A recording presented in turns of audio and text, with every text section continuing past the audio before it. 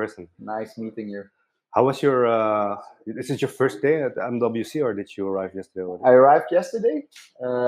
It's always impressive. Huh? So big telco industry. So it was really good. And today again a very busy day. You still look energetic. Oof, yeah, that's good. Yeah, we're only Wednesday, yeah, so it's okay. Yeah. No, we're actually Tuesday. Yeah, it's Tuesday. So it's good. I'm still energetic. You too. Yeah. When did you fly in? Yesterday evening, but I have to admit that I joined very late today. I worked on my laptop in the morning. I only went to the Congress around 1, so okay. Yeah, that's why I am a bit relaxed. Okay. Yeah. So again, thanks for joining in this podcast at IoT Stars MWC 25. Super cool to have you here. Thank you. And for the people who don't know me, my name is Afzal, and I was asked by Lawrence and Mark to host these podcasts today. Yeah. And I have the pleasure to have Kristoff as my first guest. So can you tell a little bit about yourself and what you do? Yeah, perfect. So I'm Kristoff. I'm the CEO and the founder of Sensolus. We are actually a typical IoT company in tracking of non-powered assets. And we are more than 10 years in business. So we have been some time already. And what we do, we track all type of non-powered assets in industry. This can be pallets, can be boxes, stillages, and we digitize them. So they are used in the daily supply chain and logistics of those companies. Typical customers is aerospace, which is like Airbus. We also work like for companies in the automotive, the well-known German brands, but also work in industry like from the pumps, Grundfos, Atlas Copco. Always the same problem is find back all those non-powered assets. And non-powered assets, that means that you use low power wide area technology, right? Yes, that's correct. Yeah. So we are really focused on low power because it's always wireless. I think one of the big ingredients that really makes the thing work and people adopting it is having no infrastructure and no wires. People love simple things without wires, without infrastructure.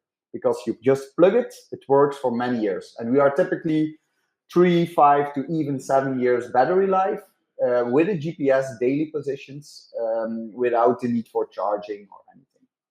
Okay, interesting. So after an hour approx, we will have a fireside chat and we will talk more about business. Yeah. I'm very excited about that session. But now you made me curious about the technology. Yeah. So low power wide area. So what kind of connectivity are you using? And is it the same type of connectivity that you were using when you started with? Yeah, it's a very valid question, to be honest. We started typically on the non-proprietary licensing. So that was the Sigfox. That was in our time the game changer. Let's be very open. 10 years ago, they were completely changing the market. Yeah.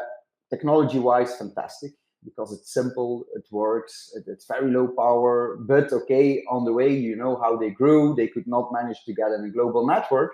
So we also had to switch. So we did a lot on Sigfox, but also understand if you talk in low power, actually the connectivity is just a very small part of the whole thing. It's like your sleeping currents. It's like how you get your localization, how you do your Bluetooth, how you do your Wi-Fi, how you do your energy management, how you do your updates. And we started with Sigfox, but then let's say when the market went bigger, more industrials entered, today we are mostly on cellular technology. So it's narrowband and LTE-M, but again, only the low power part, because a lot of those technologies are still not on the low power. Okay. And that's also a big challenge. Well, what do you mean? So a lot of those technologies are not on low power yet? Yeah, let's say LTE-M, for example. Yeah. It depends on how the network is configured, if you do border transitions and stuff like that, and the same with narrowband, because you have roaming partners, different operators. So it's complex also to stay low power there, and it's also a type of how you work on the device and with the device in those networks. So it's also learning. There's Sigfox and similar as LoRa. It's more simple if you look at it. Mm-hmm. The cellular networks are more complex, but they are widely available, and that's a big difference. I'm going to deviate even more. Yeah, go ahead. What we prepared. Because you made me curious. So you said you started with Sigfox. Do you still have some of those Sigfox generation devices? Yeah. We still have 70% of our fleet, which is more than 200,000 assets is still on Sigfox. And did you already have to? Did you already replace some batteries, or are they still running on?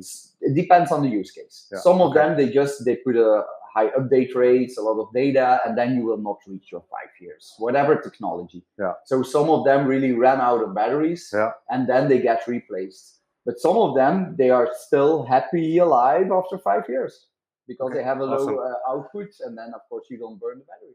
And when did you deploy your first narrowband IoT device, approximately? 3 years and a half ago. Okay. So about 3 years and a half, maybe even 4 years in beta. Because we saw the transitioning happen. It was actually, we knew COVID was hitting, the corona pandemics. We knew this would hurt Sigfox in its expansion plan because, we were very close to them. And then we saw, okay, we probably have to look at other technologies. So 4 years ago, we mainly focused on narrowband at start. Okay, and you're still focusing on narrowband, or? Also LTE-M. Also LTE-M. And the combination. It depends a bit on the country, I guess. Geographical areas and so on. And do you see any challenges there?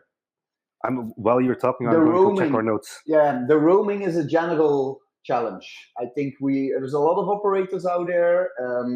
There are let's say the virtual operators, the real operators. Then you also have the satellite operators kicking in. So it's a very dynamic environment.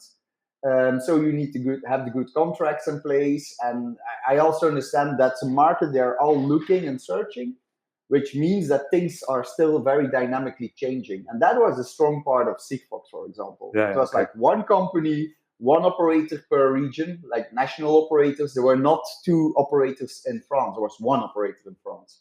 While on narrowband, it's very, it changes all the time. So last question about the technology. Some people in this industry lately, they believe that narrowband IoT will die soon. Yeah. What do you think? It's transition. For me, first of all, sometimes the metering, they are on narrowband IoT. Yeah. And then if you have like a certain country where the whole water or the electricity metering is already on that protocol, there are standards in place to keep those networks alive for at least 10 to 15 years. Because the utilities, they invested in those metering projects. So technology is in the ground, I would say. It's similar like 2G. Everybody thought 2G would be already completely decommissioned. Well, it still works in 80% of the areas, except in the Netherlands. There they're really fast. They just switched it off. But once it's operating and there's a decent volume behind, it makes no sense, according to me, to switch it off on the spectrum. What is, of course, some countries, they throw it in on their networks, but there is the chicken and egg problem, typically IoT. There is no traffic, there is no thing, and then they say after 1 year, we are not going to keep a whole network alive for only this. So it's a bit of a mix and a match, and you have to know what it is, and a combination of protocols will always be the best, but that impacts your device price. Yeah, I usually tell people that it's we have to look at it like country by country. Yeah. In some countries, like in the Netherlands or here in Spain, there is no way back. They need to keep the network up and running because they already have deployed thousands, 10,000 of devices. But the thing is, the challenge is in some countries we don't know what they have deployed on. But in some countries also there are multiple narrowband networks overlapping each other. So we've seen the same in the US. Suddenly there was one operator telling, okay, we're going to switch off, while there are actually 2 operators backing it up, and the service quality is actually quite good, even without that primary operator.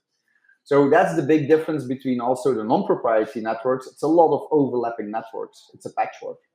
And it's something dynamically where you have to look at. Yeah, exactly. Cool, thanks. Hey, and something that I like is, I believe that IoT is a market that consists out of a lot of different niches. Yeah. You have to find a very specific problem that you're going to solve. And we've seen many companies proclaiming that, hey, we are the tracking, IoT tracking company. Without defining a niche, and they failed. And you said something very interesting. You said, I track all non-powered assets, but I think we can even make it more specific, right? Yeah. What kind of products do you have? The most tracked assets with us typically is the stillages, like what you use in industry. Let's say you take an engine part, or you take a part of a windmill, or you take a pump. You don't put that in a card box.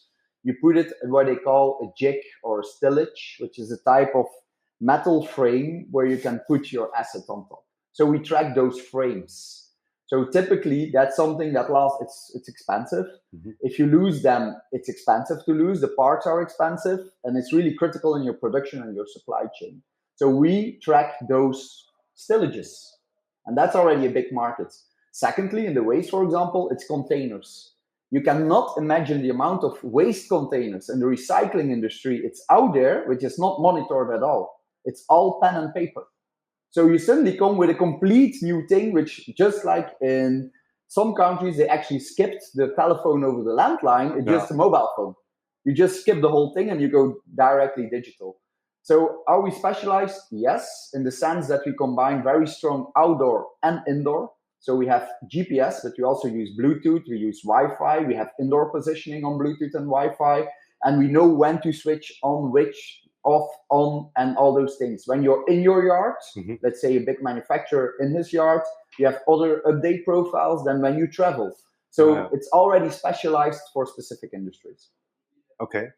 And I wanted to ask, like, how do you differentiate from other suppliers and other vendors, but do you even have competitors? There are many competitors. Yeah. So we are always in an end-to-end proposal. So when we do have our knowledge inside the hardware, we produce the hardware. It's of course it's outsourced production, but we own the IP. We know the components. We understand the code. And for example, a Wi-Fi chip, we get the chip, but we optimize completely everything inside the chip, really on the PCB, on the electronics. So we optimize, let's say, the device itself as if it's a small satellite, completely optimized for energy. And then we have the whole control system, which is the cloud, which we also have. And why is that so important? For security updates, setting updates. If the thing is doing strange things, we have actually metadata or diagnostic data, so we can actually analyze what's happening. We pull data from the network. And it's because we play on the two legs, we are a very strong one-stop shop.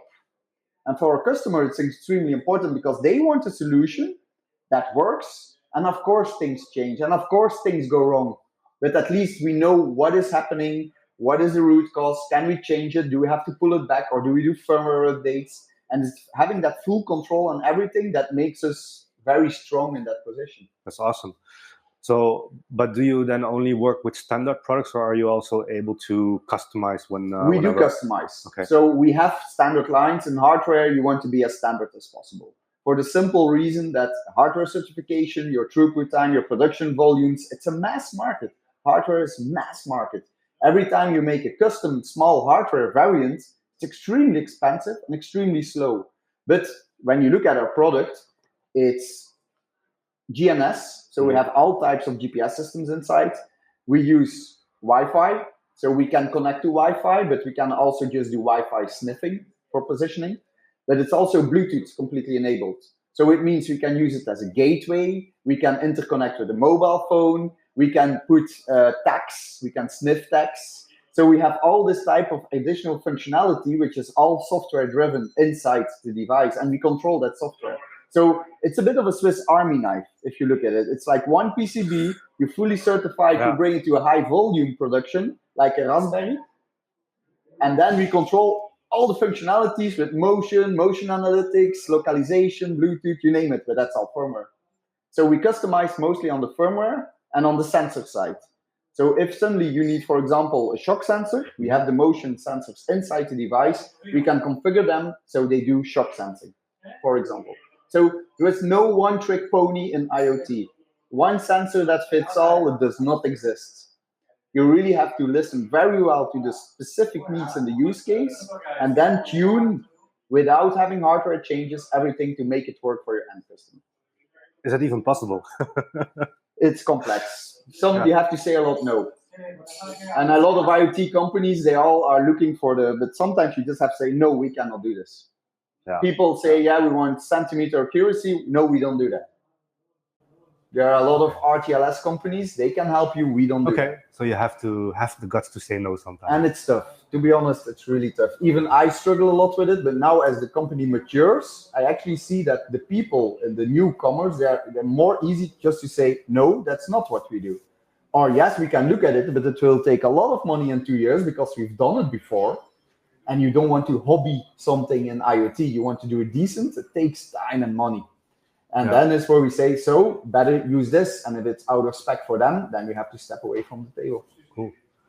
It was great to have you. Thank you. And I look forward to our next session. And thanks for your time. And I hope we can do more sessions later. Yeah, hopefully. Thanks. Cool. Thanks, man. See you later.